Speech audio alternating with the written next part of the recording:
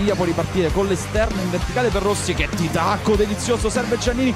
con il destro, e questo è un gol da copertina, incredibile giocata di Daniele Rossi, perfetto per Giannini che controlla con il petto e poi con il destro fulmina Bombardieri, il pizzaboom va sul 3-1, ma questo è un gol davvero da vedere e rivedere 100 volte ancora.